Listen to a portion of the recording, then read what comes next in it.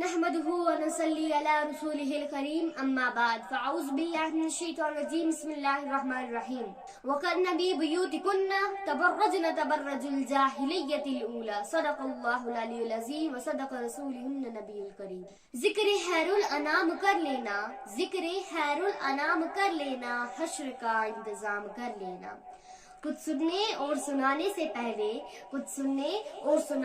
پہلے ہے ضروری سلام کر لینا۔ موضوع سامعین، میرے پیارے بھائیوں اور میری بہنوں، السلام علیکم ورحمۃ اللہ وبرکاتہ۔ آج جس موضوع پر مجھے لب کشائی کرنے کا موقع ملا ہے وہ ہے حقوق العباد۔ میرا اللہ، میرا مولا کتنا رحیم ہے، وہ جس کو چاہے اس کو معاف کر دے۔ یقیناً وہ اتنا رحیم ہے کہ وہ اپنے حقوق معاف کرنے پر قدرت رکھتا ہے، سبحان اللہ۔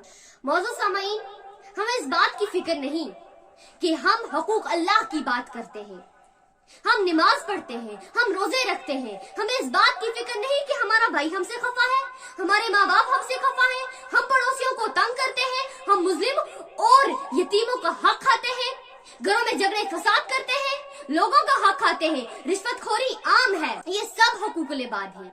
اللہ تعالیٰ کا فرمان ہے، دنیا کا سب سے بہترین صدقہ اولاد کی تربیت ہے۔ میرے نبی صلی اللہ علیہ وسلم نے ہر ایک چیز کے حقوق بتائے۔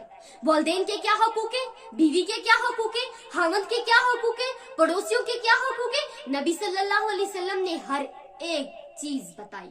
نبی صلی اللہ علیہ وسلم نے فرمایا، کاش میری ماں ہوتی تو میں کیا کرتا، میں عشاء کی نماز کے مصلے پر ہوتا اور سورہ فاتحہ پڑھ رہا ہوتا اور ادھر سے میری ماں کی آواز آتی محمد، اور میں نماز توڑ کے کہتا لبیک اما جان لبیک، سبحان اللہ۔ سب سے بہترین مسلمان وہ ہے جو اللہ کے بندوں کو دکھ نہ پہنچائے۔ غریبوں کی فرض کرنا، غریبوں کی دیکھ بھال کرنا، غریبوں کا ہمارا فرض ہے۔ آپ کا زیادہ وقت نہ لیتے ہوئے اب میں آخر پر یہ دعا کرتی ہوں کہ اللہ پاک ہم سب کو ان باتوں پر عمل کرنے کی توفیق عطا فرمائے، آمین۔ وما علینا الا البلاغ المبین، صدق اللہ العلی العظیم۔